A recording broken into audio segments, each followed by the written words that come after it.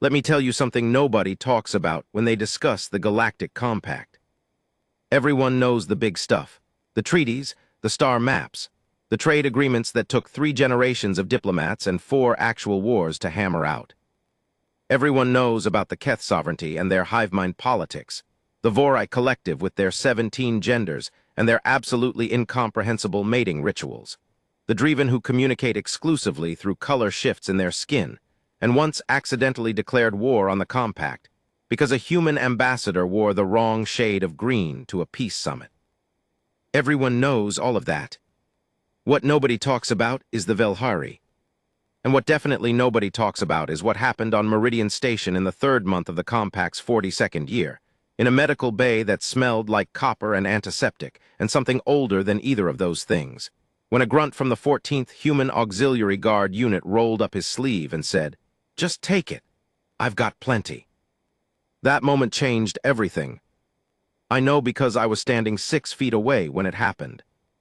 My name is Sergeant Davin Rell, and I've been a lot of things in my life. A soldier, a contractor, a glorified museum guard for the Compact's cultural exchange program on 3 different stations. I've seen Keth diplomats lose their minds over Earth jazz.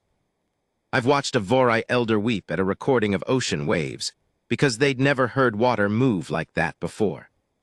But I have never, not once, in 11 years of interspecies service, seen anything like what happened when Corporal Mace Urin gave his blood to a Velhari princess. And lived. More than lived.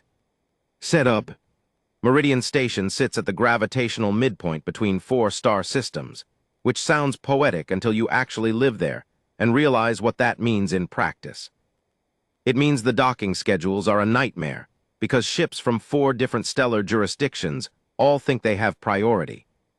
It means the atmospheric controls are always fighting themselves, because the Velhari prefer their air cold and slightly thin, while the Keth need it warm and humid, and humans just need it to be breathable and not actively poisonous. It means the lighting is set to a permanent compromise that satisfies nobody, too dim for human eyes, too bright for Velhari sensitivity, and apparently a completely irrelevant concern for the Keth who see in spectrums nobody else has words for. It means the station feels, perpetually, like a place where everything is about to go wrong. The 14th Human Auxiliary Guard had been stationed there for 4 months by the time this happened. We were a mixed unit, 18 humans, technically, though we operated alongside a Vorai security detachment and 2 Keth observers who were supposedly there in an advisory capacity, but mostly just watched everything we did with the kind of intense silent interest that made everyone deeply uncomfortable. Our job was to protect the cultural exchange delegation, which sounds important, and it was important. The cultural exchange program was one of the Compact's few genuine successes, a rotating showcase of art, music, food, history, and technology from member species, designed to foster understanding and reduce the kind of low-grade xenophobic tension that had almost caused 3 more wars in the years since the original treaties. In practice, our job was mostly standing in hallways looking professional, while diplomats argued about catering.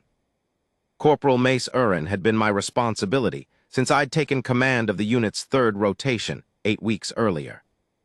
I want to be careful about how I describe Mace, because I've heard other people describe him since then, since the story spread, since it became the kind of thing that gets whispered across star systems, and they always make him sound like something he wasn't. They make him sound heroic in that clean, polished way, like he was built for this moment. He wasn't. Mace was 26 years old and from a small coastal town in what used to be called the Pacific Northwest before the regional naming conventions got standardized. He was medium height, medium build, with the kind of face that was easy to trust and easy to forget in a crowd. He had a habit of chewing on the inside of his cheek when he was thinking, which was almost constant because Mace was, above everything else, a genuinely curious person. He wanted to understand everything around him. He asked questions that made other soldiers uncomfortable because they were too specific, too genuine, not the kind of questions you asked to make conversation, but the kind you asked because you actually wanted to know the answer. He'd been assigned to the Velhari cultural wing of the station for 3 weeks before the incident. That assignment was technically considered a punishment detail by most of the unit. The Velhari were difficult, not hostile exactly. Not unfriendly, But they operated on a completely different register from every other species in the compact, and spending time in their cultural spaces felt, for most humans, like spending time in a place that was almost but not quite designed for you. The light was wrong. The temperature was wrong. The silence was wrong, a specific, dense kind of silence that felt intentional, like the absence of sound was itself a form of communication. Most soldiers rotated through the Velhari wing and came out relieved to get back to the Keth corridors, where at least the wrongness was loud and obvious and didn't make the back of your neck prickle. Mace asked to stay in the Velhari wing after his first rotation. I remember he came to me in the break room with his data pad and his chewed-up cheek expression and said, "Sergeant, I want to request a permanent assignment to the Velhari cultural spaces." I looked up from my coffee. Why? He thought about it for a second. Because I think they're trying to communicate something and nobody's listening. I should have taken that more seriously. The Velhari. Let me explain what the compact briefings don't really capture about them. The official classification is carbon-based, hemovoric, photosensitive sophonts of approximately 3,000 to 5,000 years average lifespan, which is accurate as far as it goes. What it doesn't capture is the way they move, that particular quality of stillness interrupted by motion that makes human visual processing do something uncomfortable, like watching a statue shift when you weren't looking directly at it. It doesn't capture the way their voices work, lower than the register they're speaking in, resonant in a way that you feel in your sternum before you consciously hear it with your ears. It doesn't capture what it feels like to be looked at by a Velhari. They have eyes the color of deep water, not blue, not green, not gray, but the actual color of deep ocean where light stops being itself and becomes something else. And when they focus on you, really focus, it's like being seen at a level you weren't aware of before. Like something behind your reflection suddenly becoming visible. The compact briefings classify them as primarily diplomatic, low aggression index, non-territorial in shared spaces. What the briefings mean by this is that the Velhari had not started any wars in recorded history. What the briefings don't explain is why, which is that the Velhari didn't need to start wars because they simply waited, and in their timescale, waiting was usually sufficient. They were, to put it in terms that made sense to human psychology, patient in a way that made patience itself feel like a different word. The princess, her name in the Velhari system of designation, was something that translated approximately as she who endures the long dark between stars, had been on Meridian Station for 6 weeks as part of her people's diplomatic delegation. She was young by Velhari standards, 432 years old, which made her, relative to her species' potential lifespan, roughly the equivalent of a human in their early 20s. She went by Serel in Compact Common, which the Velhari diplomatic team had offered as a courtesy simplification. Serel, 3 syllables that did something interesting to the air when the right person said them. Mace had been guarding her cultural display spaces. He'd been standing outside exhibit halls and escorting her delegation through the stations, shared corridors, and sitting, quietly, in the corners of rooms while Velhari archivists arranged 3-dimensional light constructs that were, apparently, the Velhari equivalent of historical tapestries. He'd been watching, and characteristically asking questions when he thought they might be welcome. I found out later, much later, that Serel had noticed him doing this on the 3rd day of his assignment. That she had, in that patient and precise Velhari way, begun to observe him observing her world. That she had remarked to one of her archivists in Velhari, which she had no reason to think anyone around her understood, that the human guard was unusual. Her exact phrasing, as the archivist later told me, was something like, "This one looks at our history as if it belonged to him too." Build tension. The trouble started 6 weeks into Mace's assignment, 3 days before the scheduled arrival of a Galactic Sovereignty military inspection team. The Galactic Sovereignty is, and I want to be precise here, because precise is the only way to describe them accurately without either understating or overstating their particular brand of horror, the political and military apparatus that governs the Outer Arm star systems. They are not, technically, members of the Compact. They operate in a kind of adversarial parallel relationship with it, occasionally cooperating on trade agreements, and occasionally doing things that make the Compact's diplomatic corps wake up at 3 in the morning in a cold sweat. Their military, the Sovereignty Guard officially, The galactic thugs, informally, among literally everyone who had ever interacted with them, was composed of 4 species. The Driven, who had been expelled from the compact and had never forgiven anyone for it. The Hesari, gray-scaled, broad-shouldered with a cultural tradition of dominance assertion that expressed itself in deeply uncomfortable ways. The Vakrine, who were perfectly pleasant individually and absolutely terrifying in formation. And a contingent of what the sovereignty classified as subjugated auxiliary humans. Humans who had been born in outer arm systems and grown up under sovereignty governance. The inspection team's arrival was, officially, a routine diplomatic procedure. The compact was required, under the secondary articles of the Meridian Accords, to allow sovereignty observers access to shared stations every 18 months to verify compliance with the demilitarization zones. Unofficially, sovereignty inspections were structured provocations. They arrived in larger numbers than necessary. They moved through stations in formation rather than standard delegation protocol. They spoke to station personnel in ways designed to establish hierarchy before any hierarchy had been agreed upon. They looked at things the way people look at things they're planning to take. The senior diplomatic staff on Meridian Station had been preparing for this visit for 2 months. Briefings, protocol reviews, careful choreography of which spaces would be available for inspection and which would be diplomatically inaccessible. A lot of very tired-looking humans and Vorai and Keth meeting in conference rooms and arguing in 4 languages about the best way to manage 3 days of structured antagonism. We, the guard unit, had our own briefings, shorter, more direct. The gist was, stand where you're told, don't engage unless engaged, remember that your job is to be present and not to be provoked, and under absolutely no circumstances create an incident with the sovereignty inspection team. Mace's assignment didn't change. He was still posted to the Velhari Cultural Wing. The inspection team arrived on a Tuesday station time, which meant the lighting was in its cool afternoon setting, and the corridors were moderately populated with the usual mix of diplomatic personnel, station workers, and cultural program visitors.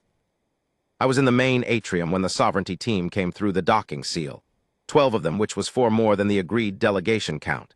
2 Hesari at the front, 4 Vakrine in the middle, 3 Driven at the rear, and then in a configuration I'd never seen before at a diplomatic inspection, 3 sovereignty human auxiliaries positioned between the Driven and the main body of the team, which meant they were functionally being used as both a buffer and a display.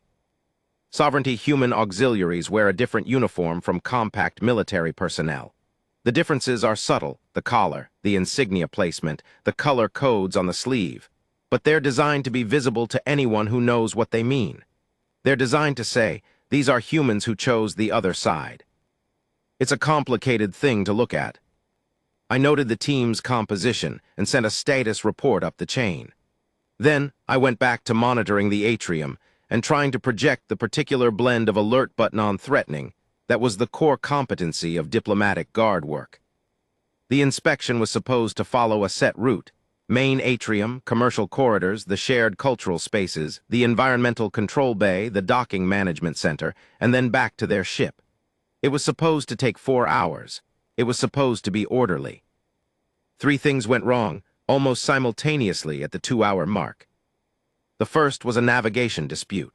The lead Hesari inspector insisted on deviating from the agreed route to inspect a corridor that had been designated off-limits in the pre-visit protocol.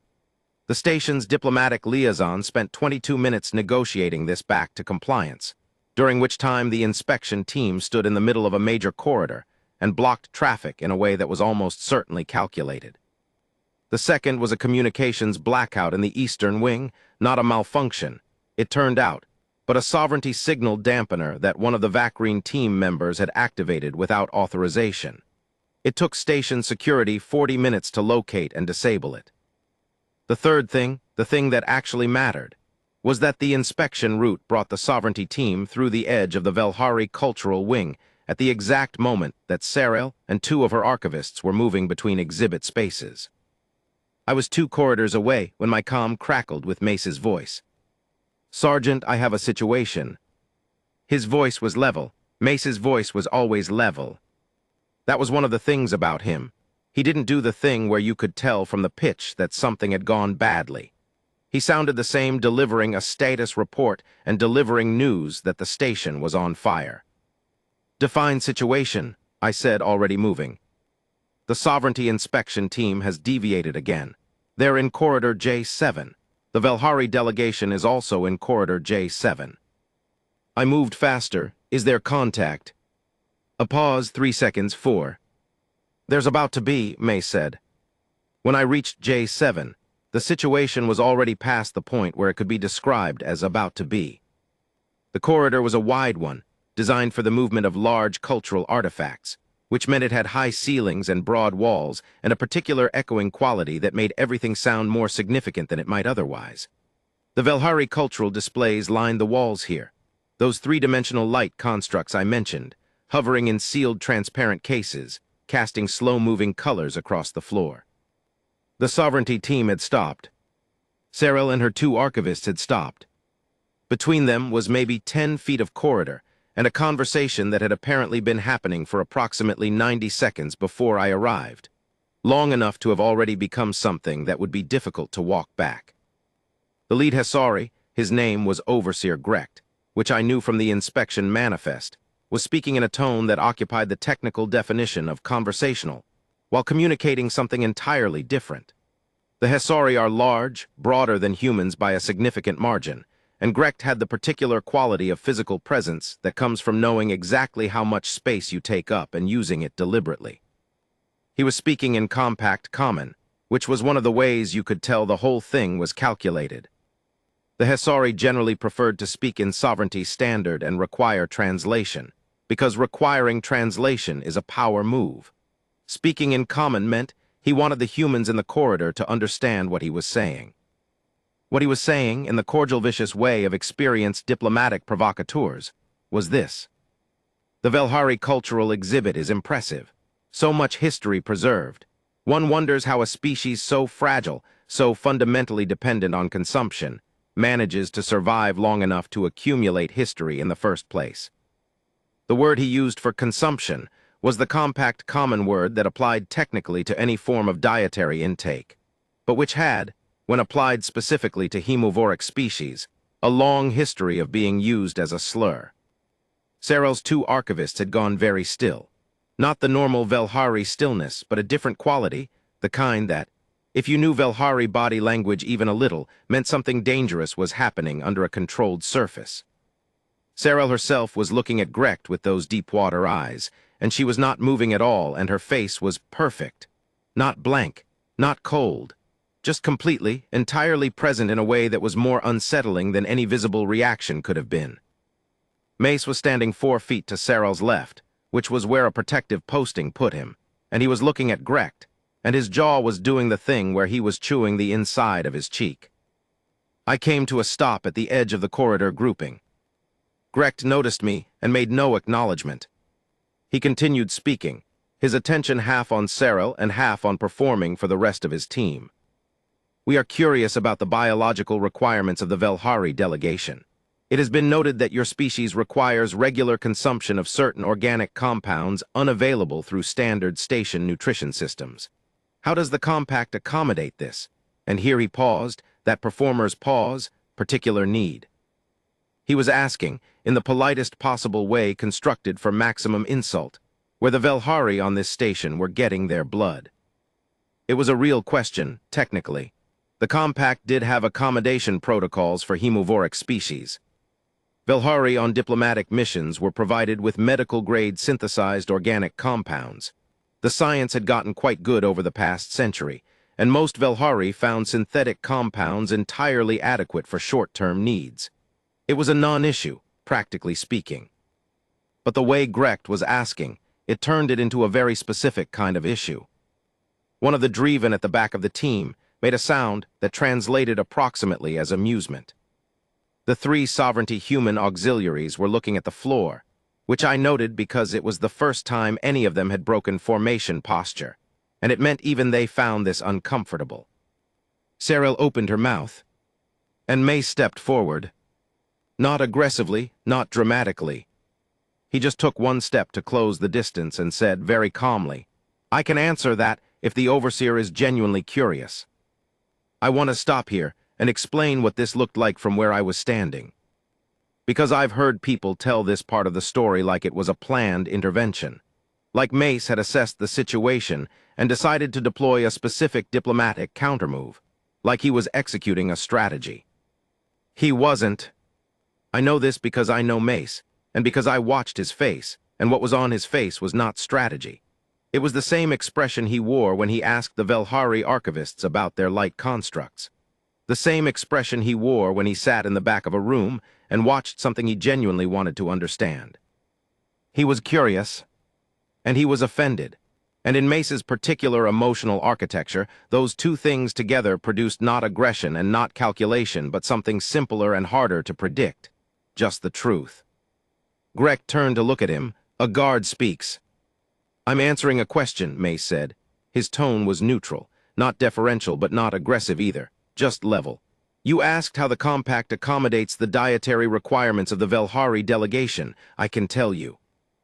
I was addressing the princess, Mace said. Yes, but she's been standing in a public corridor for 3 minutes answering questions she didn't invite, so I thought I'd answer one instead. A pause, the Hesari inspectors exchanged a look.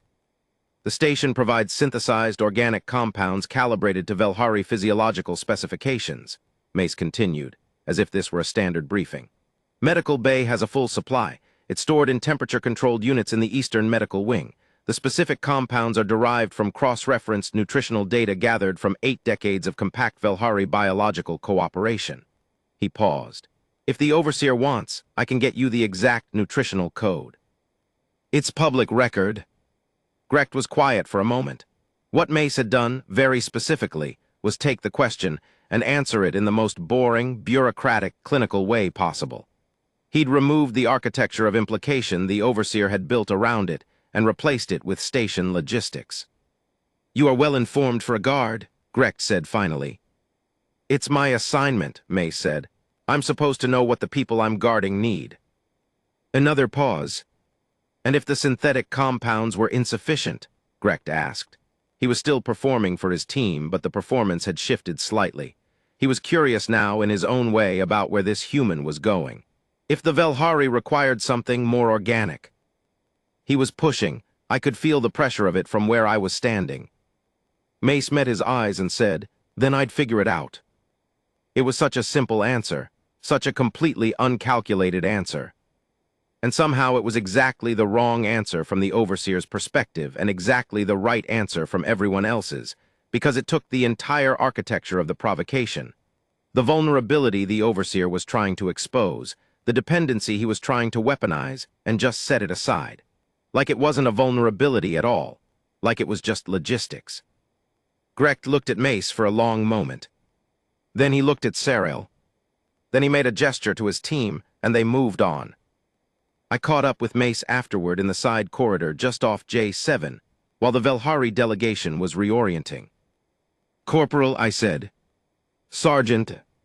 What was that? He looked at me with the chewing inside his cheek expression. Diplomatic assistance. That's one way to describe it. He stopped, started again. It was a performance. The whole thing was a performance designed to make the princess feel cornered in a public space. I didn't like it. You weren't supposed to intervene. I didn't intervene. I answered a question. I looked at him for a moment. You stepped in front of a Velhari royal to deflect a sovereignty overseer.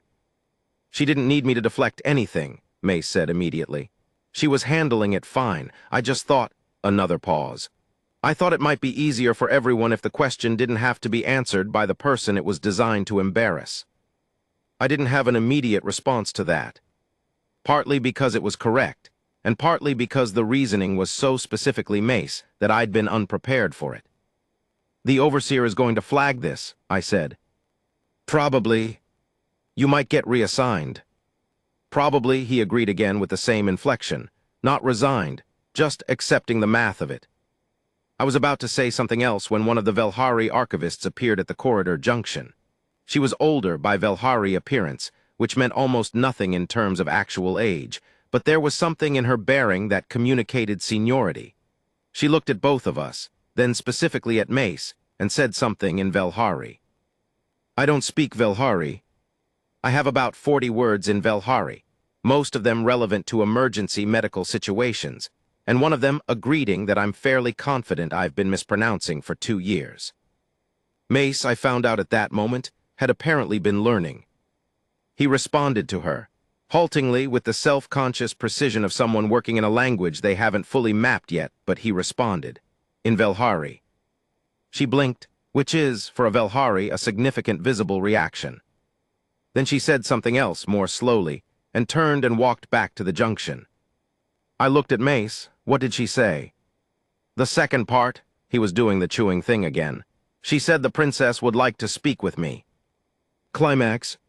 I should have said no. In retrospect, I know this.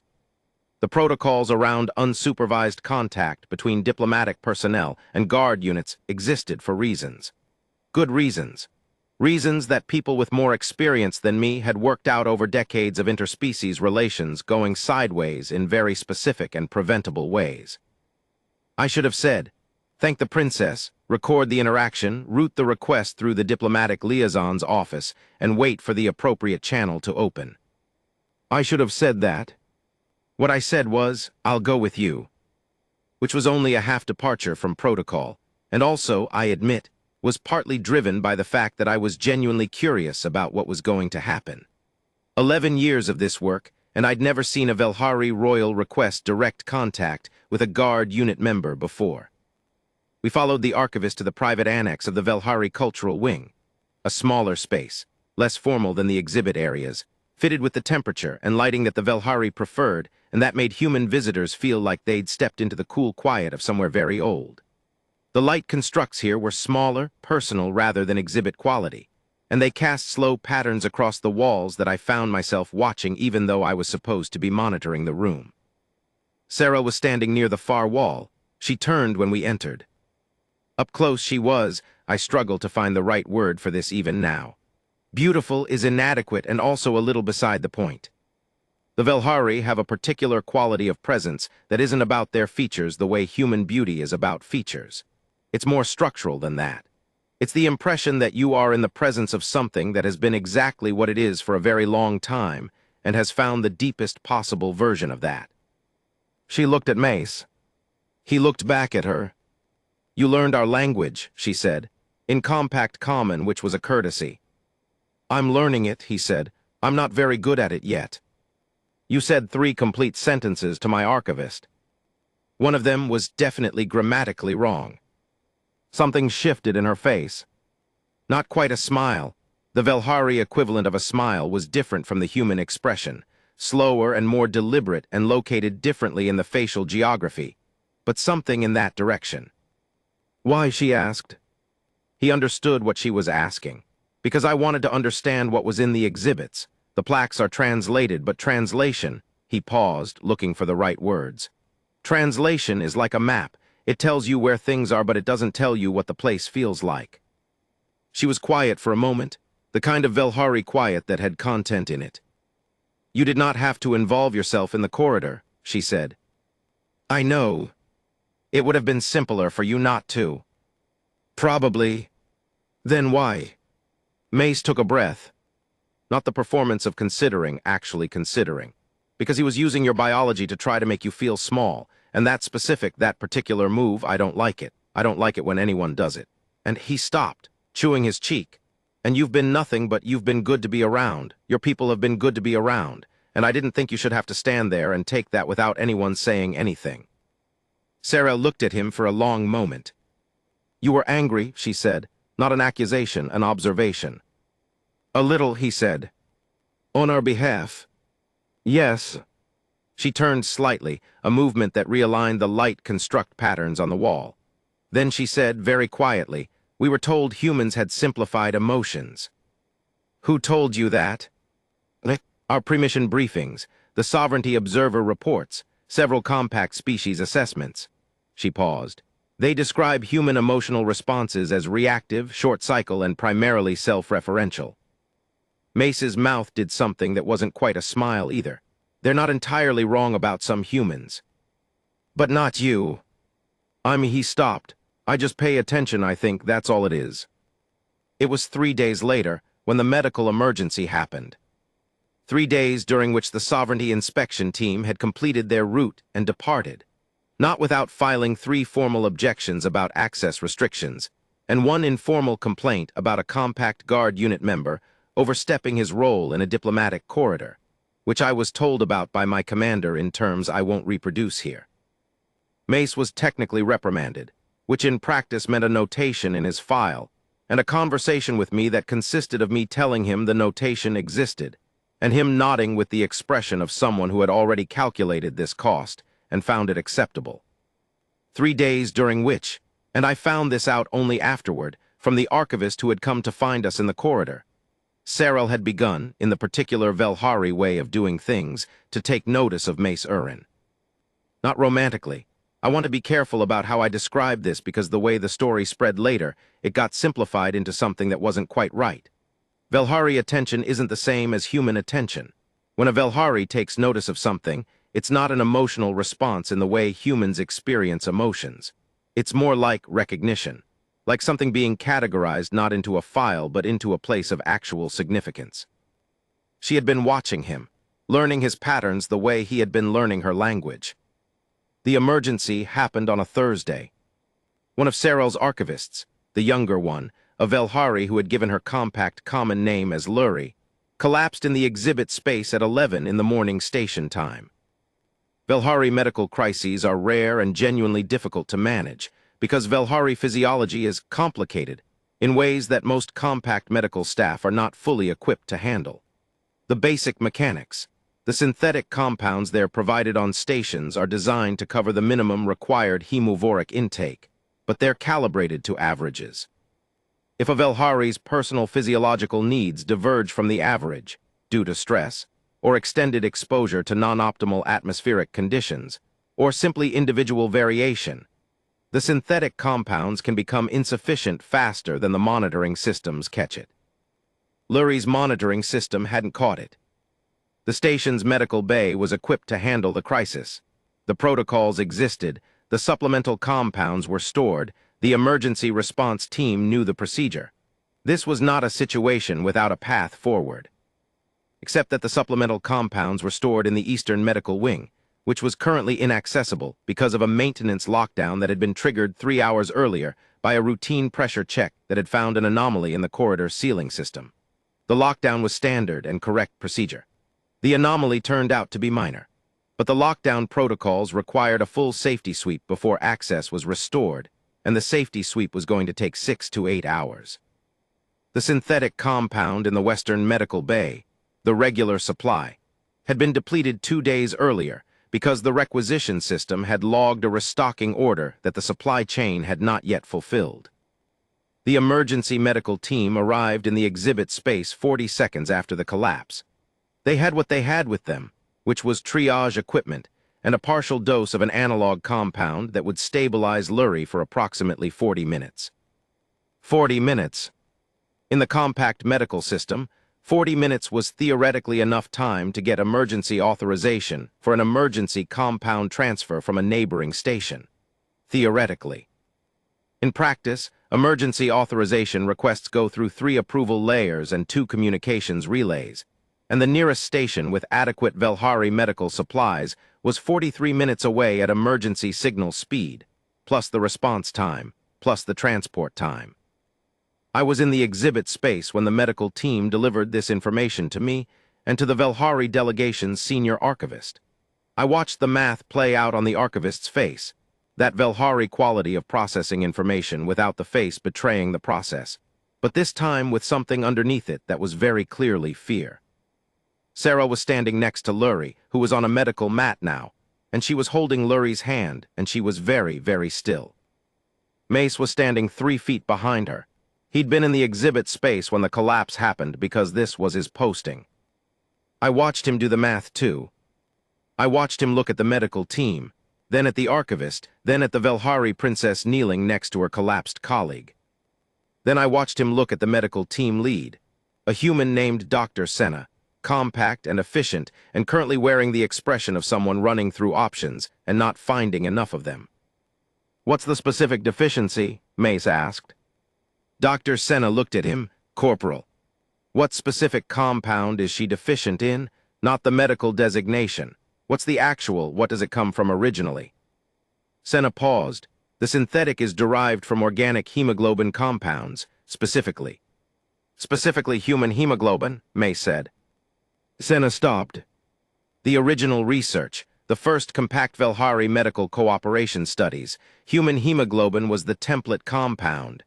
He was looking at the doctor very directly. I read the cultural briefings for this assignment.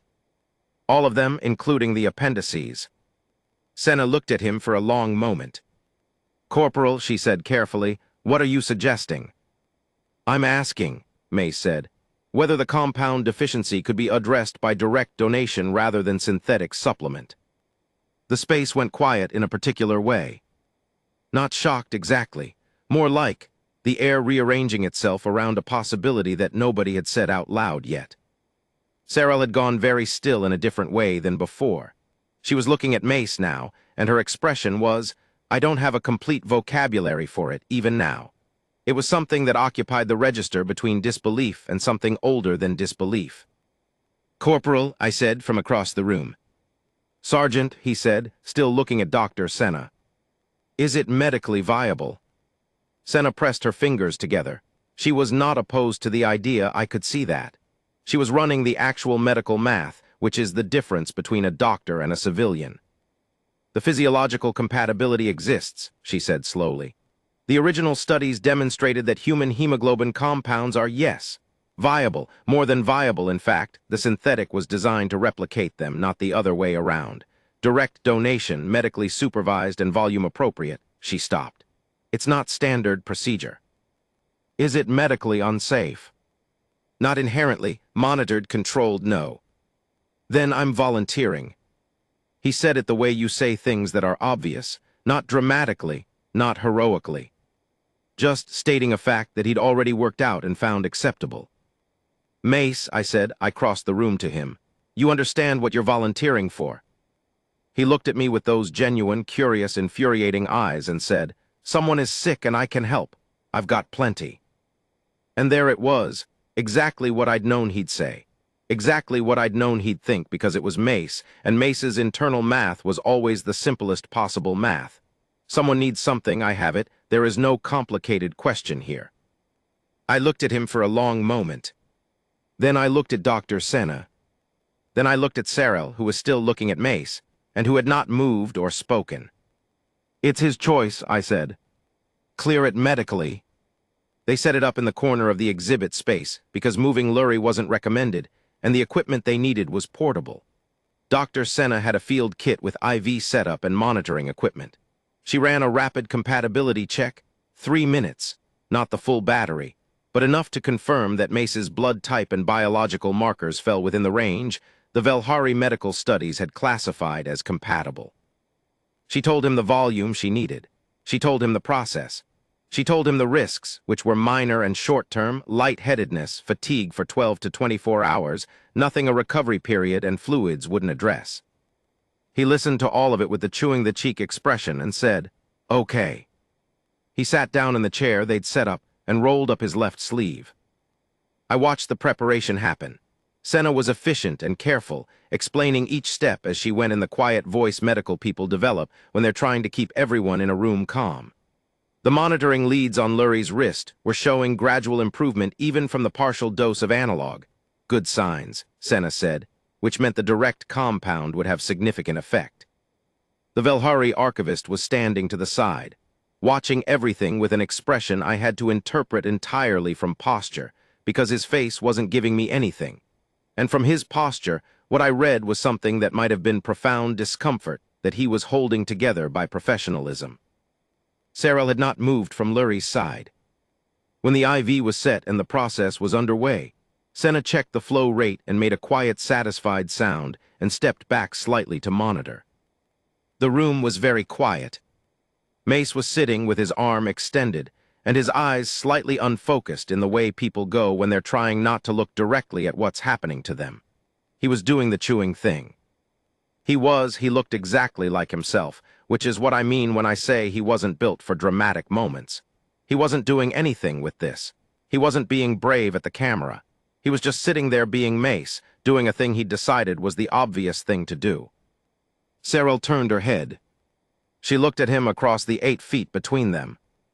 And I watched something happen on her face that I have genuinely never seen on a Velhari face before or since. The Velhari don't perform emotion the way humans do. Their faces are capable of expression. It's not that they're blank, but the expressions are smaller and located differently and move at a different speed than human facial language. A Velhari smile is a 3-second process. A Velhari frown is almost invisible unless you know what to look for. What moved across Cyril's face moved slowly and completely, and occupied not just her expression, but her posture and the particular quality of her attention, and something I can only describe as the air around her. It was wonder. Not gratitude, though that was in there too. Not relief, though that was also present. It was specifically and precisely wonder, the kind that comes from encountering something you had not understood was possible.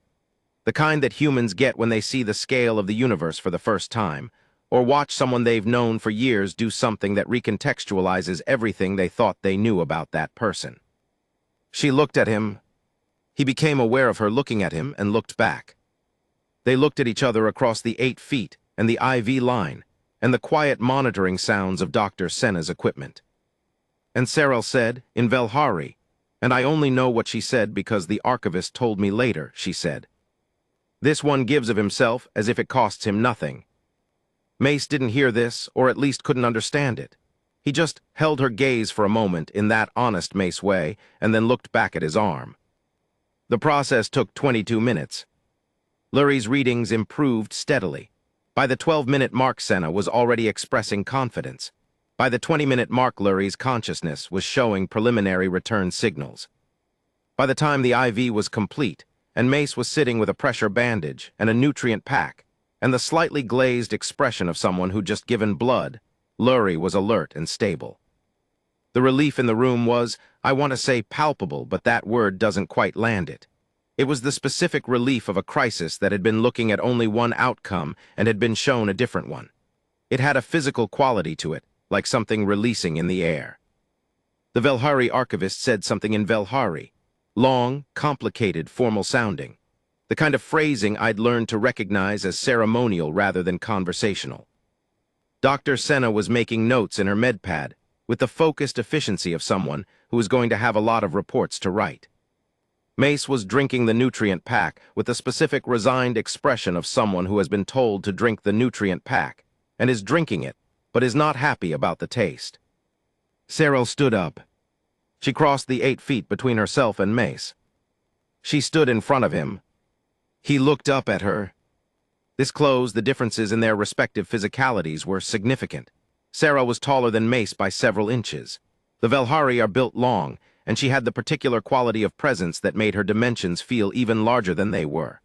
Looking up at her from the medical chair, Mace looked not small exactly, but specifically, very specifically, human, ordinary, normal in a way that was entirely conspicuous next to her. She looked down at him. He looked up at her. She said, "You did not know me." "No," he said. "You did not know Lurie." "Not well. You had no," she paused, searching for the word. "No claim on us, no obligation, no agreement, no debt structure." "No. Then why?"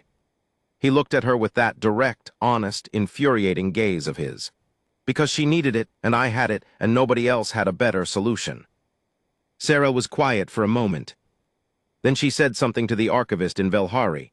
The archivist responded, sounding surprised, I think, possibly concerned. Sarah said something else. The archivist went quiet. Sarah looked back at Mace. "In our culture," she said slowly, with the careful phrasing of someone choosing words from a limited available set to describe something that had more words in their own language. "When someone gives of their blood, genuinely, not in trade, not in debt structure, but as gift, it carries a particular weight. Our people understand blood as something more than biology. It is lineage, history, the long thread of a person's existence made physical." Mace was watching her very carefully. "To give blood is to give a part of the long thread," she said. "Our traditions hold that the receiver of such a gift carries something of the giver forward. In a," she paused again, "in a foundational way." Mace said carefully, "I didn't know that." I know you didn't. Does it change how you want to handle this? If the tradition is important, I don't want to. Corporal, she said. He stopped. She looked at him for a long, careful Velhari moment. My people have a phrase, she said. The closest translation I can give you in common is, that which is given from strength and not from obligation becomes part of what we carry. Our scholars argue about exactly what this means. But the most common interpretation, the one our oldest traditions support, is that such a gift establishes a bond. Mace took a slow breath. What kind of bond? Sarel's expression did that slow, deep, full thing again. Not quite the human smile, but something that occupied the same emotional space and went further in. Ours, she said, the kind that belongs to both the giver and the receiver, the kind that doesn't dissolve with distance or time. The room was very, very quiet. I am declaring it, she said. By the custom and tradition of my people in the presence of witnesses, you have given of your blood and you have given it freely, without debt and without trade. You are, she stopped, chose the word. Mine, as I am by this declaration, yours. The thread of your existence is woven into what my people carry. I will not pretend otherwise. The archivist made a sound. Senna looked up from her medpad. I stood very still. Mace looked at Sarel. Then, slowly, with the full weight of someone who had just understood the scope of what he had wandered into, he said, I'm not entirely sure what that means in practical terms. And Sarel said, Neither am I. We have not had occasion to declare this across species before. So we'd be figuring it out. Yes. A pause. He was doing the cheek thing. He was looking at her with that curious, open, honest attention. Okay, he said. Resolution. I wrote the incident report that night. It took 4 drafts, which is more drafts than I've ever needed for a single document in 11 years of writing incident reports, because I could not figure out how to describe what had happened in a way that was both accurate and legible to the Compact's bureaucratic apparatus. The medical incident was easy to document. The intervention was easy to document. The diplomatic dimensions of the sovereignty inspection disruption were not easy, but familiar in their complexity. The declaration was something else. I ended up writing, in the official version. Following the medical intervention, the Velhari diplomatic delegation indicated in formal terms that the action taken by Corporal Urin had significant cultural dimensions within Velhari tradition. Senior diplomatic liaison is recommended to consult with Velhari protocol specialists before further action. Which was, to say the least, understating it. The story spread the way stories spread on stations, through the particular network of people who happened to be in corridors at the right time, who talked to people who talked to people, who communicated with people on other stations, who communicated with people on ships, who communicated with people in systems that I'd never visited and probably never would. The Sovereignty Inspection team filed their objections and their complaints and went home to their ships, and the Diplomatic Corps processed the paperwork and the formal notifications and the necessary back and forth, and the maintenance team cleared the Eastern Corridor lockdown and the medical supplies were restocked, and Lurie recovered fully within 48 hours, and the cultural exchange program continued. And Sarel didn't leave the station when her delegation's rotation ended. She filed an extension.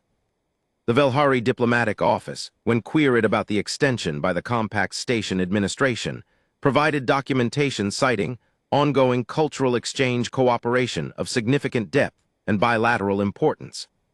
The Compact Administration accepted this, because that language fell squarely within the cultural exchange program's operating mandate. Mace continued his assignment to the Velhari Cultural Wing. He learned more Velhari. He was, apparently, getting better at it. The archivists began responding to his questions with genuine answers rather than polite translations, which is the Velhari equivalent of academic acceptance. I watched the two of them navigate something that didn't have a manual. 2 people, one barely in his life, one 4 centuries into hers, working out the shape of a bond that had no existing template. There were difficult moments. Misunderstandings of the kind that happen when communication happens across 2 different emotional architectures and 2 different timescales and 2 different understandings of what words like ours and bond and forever mean. Mace, I noticed, did not find the timescale question as distressing as I expected. When I asked him about it directly, about the obvious arithmetic of a human lifespan against a Velhari one. He chewed his cheek for a while and then said, "She was already going to outlive everyone I know." That was true before any of this happened. The question isn't how long I have. The question is what I do with it. Which was, I thought, the most possible answer to that question. The sovereignty complaint about his corridor intervention was formally reviewed and formally dismissed on the grounds that no guard protocol had been technically violated. The junior diplomatic notation in his file was eventually removed. The Compact's Interspecies Relations Office sent a very long query to the Velhari diplomatic team, asking for clarification on the nature and legal implications of the declaration. The Velhari diplomatic team responded with a document that was, by all accounts, one of the most beautifully written things anyone in the Interspecies Relations Office had ever received, and also one of the most thoroughly unhelpful, in that it explained the cultural and philosophical dimensions of the declaration in exquisite detail, while providing no practical legal framework whatsoever. The Interspecies Relations Office sent a follow-up query. The Velhari diplomatic team responded with a poem. Ending line. I've thought about how to end this. Stories like this, the kind that spread across star systems that get told in crew lounges and diplomatic waiting rooms and the back corridors of stations by people who weren't there to people who weren't there, they tend to get an ending attached to them that makes the whole thing feel resolved, explained, reducible to a lesson. I don't think this one has that. What I have instead is this. 6 months after the incident, I was walking through the Velhari Cultural Wing at the end of a shift. Late station night, the exhibit spaces dim to their lowest setting, the light constructs cycling through their slow patterns in the quiet. Mace was sitting on a bench near the central exhibit, the one that displayed, in 3 dimensions, the full 3,000-year history of Velhari astronomical mapping. The stars moved around him in the slow light, old trajectories of worlds that had been charted by Velhari navigators before humans had left their own planet. Sarah was sitting beside him. They were talking, not in common, in Velhari, which Mace was now speaking in full sentences, with the particular deliberate precision of someone who had spent months building a language from the inside out. She was correcting something he'd said, gently, and he was nodding and repeating the phrase differently. They were surrounded by the history of her people, mapped in light. And I stood at the corridor junction and watched for a moment, and what I thought was this. He had walked into a wing that everyone else called a punishment and found something worth paying attention to. He had learned a language because translation felt insufficient. He had stepped forward in a corridor because someone was being made to feel small and he didn't like it. He had rolled up his sleeve because someone needed something and he had it, and the math was simple. He hadn't done any of it to be noticed. He hadn't done any of it expecting it to become a story that would be told across star systems. He'd done it the way he did everything, with full attention and without calculation, and with the specific kind of decency that doesn't announce itself because it doesn't think of itself as special. And the universe, which is large and old and generally doesn't have a particular interest in individuals, had noticed. I turned and walked back down the corridor. And behind me, in the slow light of 3,000 years of charted stars, 2 people who had no template for what they were doing worked on getting the pronunciation right. Some things once given don't dissolve with distance or time. He'd figured that out the way he figured out everything. By paying attention,